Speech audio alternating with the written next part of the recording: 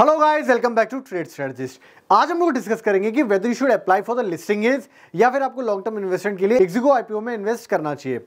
हाल फिलहाल में ये देखा जा रहा है कि मार्केट्स में एक शार्प रिकवरी डाउनसाइड के लिए आई, उसके बाद मार्केट ने पूरा रिकवर करके एक एटीएच मार दिया है। अब बात ये कर सकते हैं कि अगर ये आईपीओ थोड़े टाइम पहले आया होता तो क्या हमें इन्वेस्ट करना चाहिए था? डेफिनेटली अगर हम वहाँ इन्वेस्टमेंट के बारे में सोचते तो वहाँ पैरामीटर्स काफी डिफरेंट होते, क्योंकि मार्केट का एनवायरमेंट काफी डिफरेंट हो जाता।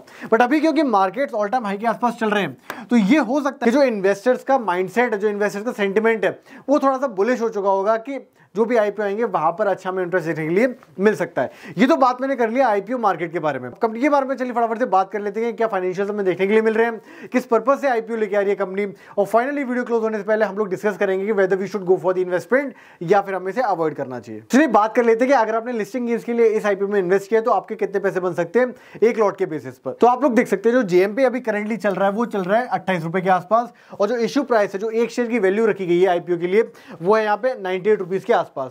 तो ओवरऑल 30% के आसपास यहाँ पे आपको ग्रे मार्केट प्रीमियम देखने के लिए मिल रहा है। जिन लोगों को ये नहीं पता ग्रे मार्केट प्रीमियम क्या है, तो मैं आपको बता देता हूँ। लिस्ट होने से पहले मार्केट में ट्रेडिंग होना स्टार्ट हो जाती है, आईपीओ के शेयर्स को लेके डील्स होना स्टार्ट हो जाते हैं, तो वहां पर जो भाव चल रहा होता है उसे हम बोलते हैं ग्रे मार्केट प्रीमियम। अब अगर वो प्रीमियम हमें 28 रुपए का देखने के लिए मिल रहा है, तो पर लॉट जो आपके पैसे बन सकते हैं वो बन सकते हैं 3400 रुपए एक लॉट पर। तो अगर आप सिर्फ लिस्टिंग गेन्स के लिए इन्वेस्ट करना चाहते हैं तो आप 3400 रुपए तक कमा सकते हैं on the very listing day. ये मैं बता रहा हूं आपको जीएमपी प्राइस के हिसाब से। आप देखिए मार्केट में कई बार जीएमपी प्राइस से ज्यादा भी हमें देखने के लिए मिल जाता है जब यहाँ पे आईपीओ लिस्ट होता है, वो देखता है मार्केट में, और कई बार थोड़ा कम भी देखने के लिए मिलता है। तो ओवरऑल अगर आपको लिस्टिंग गेन्स चाहिए which is around 3400, definitely you can consider investing in this particular step. अब बात कर लेते हैं कि कंपनी का आईपीओ लाने का ऑब्जेक्टिव क्या है। देखिए हर कंपनी आईपीओ लेके आती है to meet their certain conditions, कुछ उन्हें कंडीशंस की रिक्वायरमेंट होती है, दैट्स व्हाई वो लोग आईपीओ लेके आते हैं मार्केट्स में। अब देखिए objective of this particular issue, जहां पर हम लोग एक्सिगो आईपीओ की बात कर रहे हैं, इनका जो प्राइमरी ऑब्जेक्टिव है वो है ओएफएस को फिल करना। देखिए मैं आपको आगे वीडियो में बताने वाला हूं किस तरीके से ऑफर फॉर सेल के थ्रू जो एग्जिस्टिंग शेयर होल्डर्स हैं उन्हें एग्जिट के लिए बहुत शानदार मौका दे रहा है ये आईपीओ।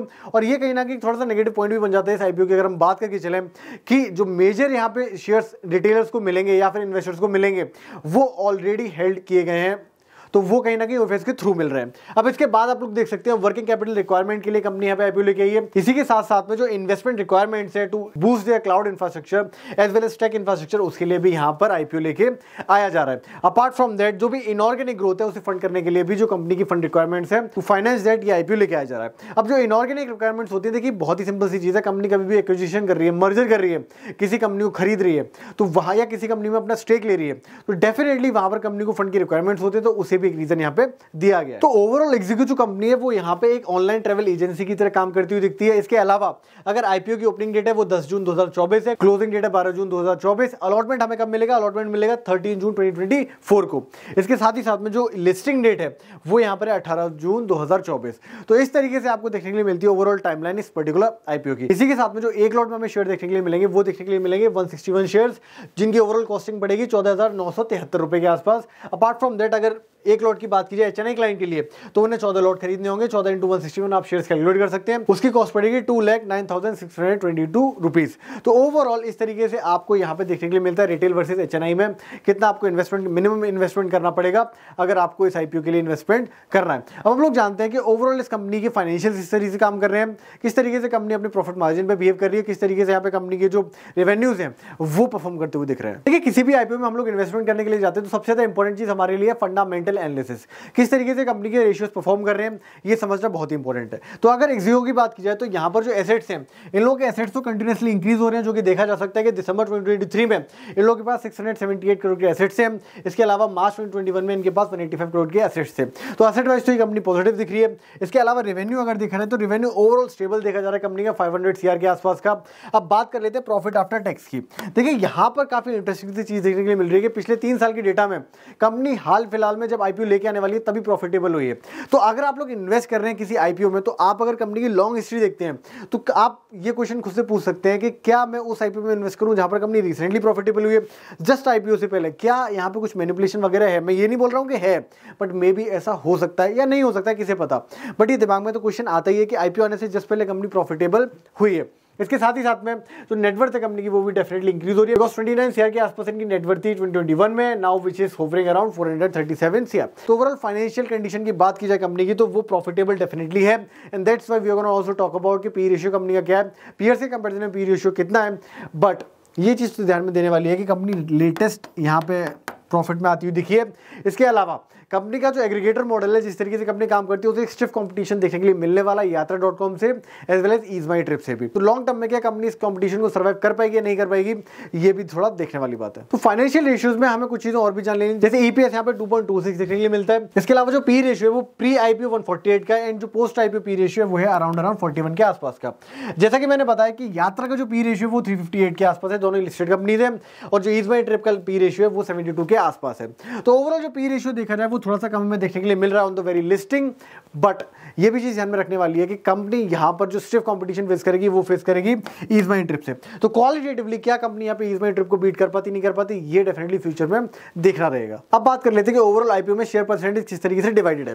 क्यूआईबीज के पास यहाँ पे 75% के आसपास है, रिटेलर्स के पास यहाँ पे 10% रहेगा, और एचएनआईज के पास यहाँ पे 15% रहने वाला है। तो एट दी एंड हम लोग को ये समझना है कि whether we should invest in the IPO for the listing gains या फिर हमें लॉन्ग टर्म होल्ड करना चाहिए नहीं करना चाहिए। चलिए फटाफट से जान लेते हैं इन वेरी डिटेल। तो देखिए कंपनी डेफिनेटली यहाँ पे ऑनलाइन ट्रैवल एजेंसी की तरह काम कर रही है।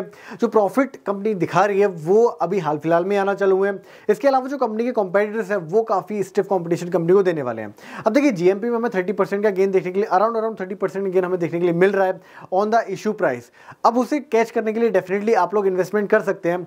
अब अगर बात की जाए, इसके अलावा आपको ये भी देखना है कि रिटेलर्स की तरफ से कितना पार्टिसिपेशन यहाँ पे देखने के लिए मिलता है। इसके अलावा जो क्यूआईबीज है वो कितना यहाँ पे अपने ऑर्डर्स डालते हैं, ये सारी चीजें भी आपको देखनी पड़ेंगी। अब बात कर लेते हैं ओवरऑल इशू प्राइस की। तो इशू प्राइस यहाँ पे 720 रुपीज के आसपास है। इसके अलावा अगर इशू साइज की बात की जाए तो ओवरऑल 740 करोड़ के आसपास का इशू साइज है, जिसमें मेजर पोर्शन यहाँ पे ओएफएस का देखने के लिए मिल रहा है। जैसा कि मैंने वीडियो में पहले भी बताया था कि अगर किसी भी एक आईपीओ में मेजर पोर्शन ओएफएस के थ्रू आ रहा है तो वो थोड़ा सा नेगेटिव साइन डेफिनेटली हो जाता है। रीजन ये है कि कंपनी के जो एग्जिस्टिंग शेयर होल्डर्स हैं वो आईपीओ पर एग्जिट ले रहे हैं। तो डेफिनेटली अगर कंपनी के एग्जिस्टिंग शेयर होल्डर्स इतनी बड़े अमाउंट में एग्जिट ले रहे हैं तो ये थोड़ा सोचने वाली बात तो है ही। इसके अलावा आप क्या सोचते हैं आईपीओ के बारे में, इस तरीके से आपका यहाँ पे एक्सपीरियंस रहा एक्सिगो ऐप के साथ में या फिर प्लेटफॉर्म के साथ में, वो आप लोग कमेंट्स में डेफिनेटली शेयर करके बता सकते हैं। बट कई बार लोग ये भी बोल रहे हैं, कई सारे लोग मार्केट में ये भी चर्चा कर रहे हैं, बिकॉज होटल्स वगैरह ने भी अपने ऑनलाइन प्लेटफॉर्म बनाना चालू कर दिए हैं। देयर आर मल्टीपल प्लेटफॉर्म जो लिस्टेड नहीं है या फिर सबके अपने पर्सनल प्लेटफॉर्म भी हैं। ये बोला जा रहा है कि ऑपरेटिंग मार्जिन जो यहाँ पे देखने के लिए मिल रहे हैं करेंटली, वो इन फ्यूचर श्रिंक हो सकते हैं। तो ये सारी चीजें इन फ्यूचर इन्वेस्टमेंट के लिए थोड़ा सा डाउट क्रिएट कर देती हैं। But definitely short term listing gains के लिए as well as medium term के लिए आप इन्वेस्टमेंट के लिए डेफिनेटली आईपीओ को देख सकते हैं, बिकॉज कंपनी कहीं ना कहीं अच्छा परफॉर्म कर रही है, थोड़ा स्टेबल रेवेन्यूज तो कंपनी के हैं ही। तो अगर हम प्रोज एंड कॉन्स को मिला के देखें तो डेफिनेटली इट्स अ बाई अगर आपको लिस्टिंग गेन्स के लिए करना है, एंड अगर आपको थोड़ा सा होल्ड भी करना है, थोड़ा कुछ क्वार्टर्स आपको लिस्टिंग के बाद ऑब्जर्व करने हैं, तो भी आप क्लिनिकली उसे ऑब्जर्व कर सकते हैं और इस आईपीओ में इन्वेस्ट कर सकते हैं। आई होप आपको समझ में आएगा किस तरीके से आपको इस आईपीओ की एनालिसिस करनी है इन्वेस्ट करने के लिए। Do tell in the comment whether you are going for the IPO और नॉट। इसके अलावा अगर आपके पास डीमैट अकाउंट नहीं है तो वो आप ओपन कर सकते हैं, डिस्क्रिप्शन में आपको लिंक मिल जाएगा डीमैट अकाउंट ओपन करने का। Till then subscribe to our channel trade strategies. मिलते हैं नेक्स्ट वीडियो में।